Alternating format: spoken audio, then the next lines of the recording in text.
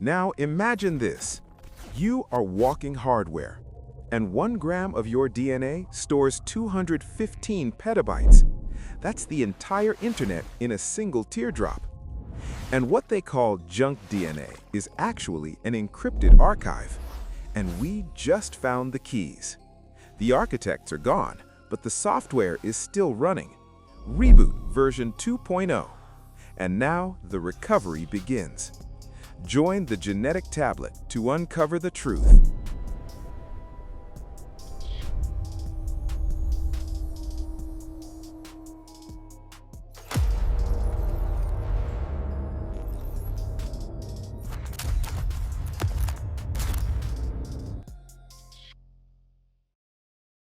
What if the oldest story we've ever told wasn't the beginning at all?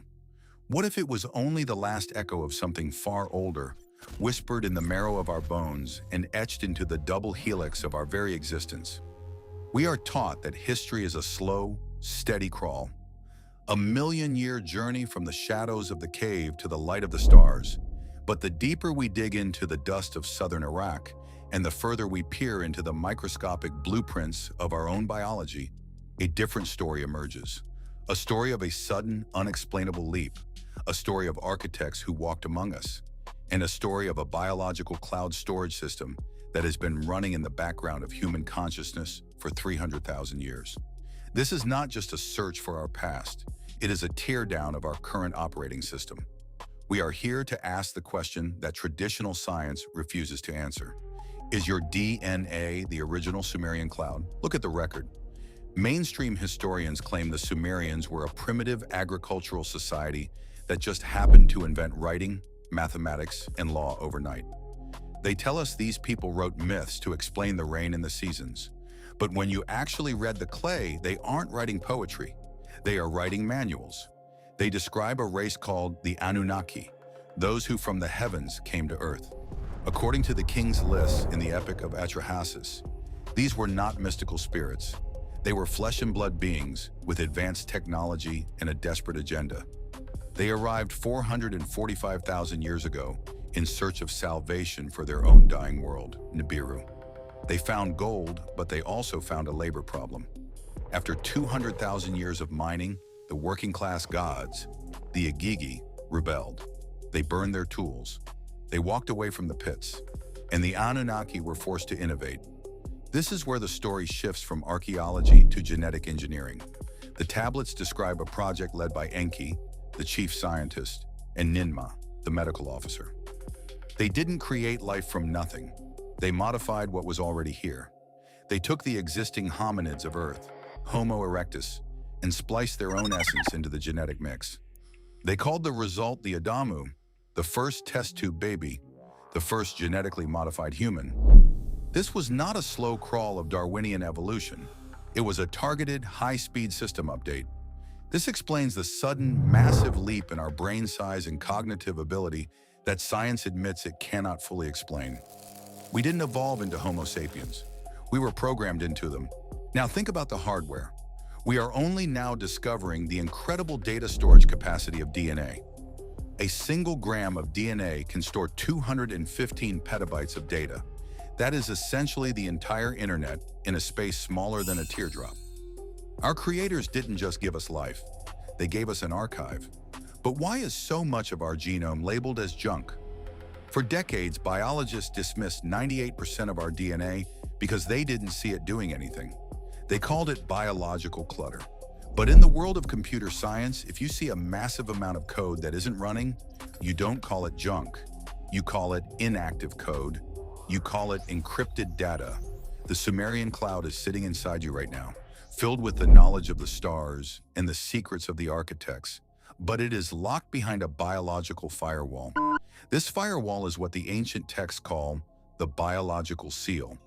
It was a deliberate handicap designed to keep the workforce manageable. If the Adamu were too powerful, they would become a threat. So the architects installed a limiter. They disconnected us from the higher frequencies of the universe. They calcified the gateway. Look at the pine cone symbol found across the ancient world, from the staff of Osiris to the courtyard of the Vatican, and even clutched in the hands of the winged Anunnaki gods. This is not a symbol of fertility. It is a biological secret. It represents the pineal gland, the seed of the human brain. The Sumerian tablets do not just describe its function, they describe its deliberate, calculated sabotage. By limiting our pineal function, they tethered our consciousness to the physical world, cutting off our access to the wider data set of the cosmos. We see the evidence of this seal in our everyday reality. Why do we use so little of our cognitive potential? Why do our modern institutions, banking, government, religion, mirror the planetary management systems described in the tablets? It is because we are still running on the original slave species protocol. We are living in a managed reality, a curated version of history designed to keep us from looking at the source code. But the seal is beginning to crack. For the first time in millennia, we have the tools to read the tablets of destiny ourselves. We have developed CRISPR, we have developed AI. We are no longer just the subjects of the experiment. We are the ones holding the stylus. CRISPR technology is not just a medical breakthrough. It is a search and replace function for the human genome. We are now doing exactly what Enki and Ninmah did in the laboratory of E.D.I.N. We are scanning the code, finding the errors, and rewriting the instructions. We are decalcifying our consciousness and reclaiming our sovereignty. This is why the world feels so chaotic right now. The old masters, the old systems, and the old frequencies are crumbling because we are outgrowing the prison of our own forgottenness. The return of Nibiru is not a planet in the sky. It is a frequency shift in the blood. It is the convergence of ancient memory and modern power. Think about the stakes. Mapping the human genome has revealed that in the past 5,000 years, our DNA has evolved at a rate 100 times greater than any previous period. 7% of our structure has changed in a heartbeat of geological time. Someone is tinkering with the settings, or perhaps the code itself is programmed to wake up. We are the generation that stands at the threshold. We are the ones who must choose between regression into a controlled, synthetic dystopia or evolution into a conscious, connected, and sovereign species. The clay tablets are complete. The story of the gods and their human servants has been told. Now we pick up the stylus. The next tablet is blank. The Anunnaki gave us a beginning, but they do not own our ending. We are not victims of an ancient agenda. We are the volunteers who chose to be here for the finale. The strongest, oldest souls in the universe have incarnated into this specific moment to break the unbreakable loop from the inside. We are the system busters. The frequency fence is collapsing, and the password to the exit has been inside your chest the entire time. You no longer need to carry the weight of this physical world or fear the low frequencies of time. As you open your eyes to the truth of your origin, you are severing the cords of the matrix. You are returning to the true source where you are perfectly safe and infinitely powerful. So what will you believe?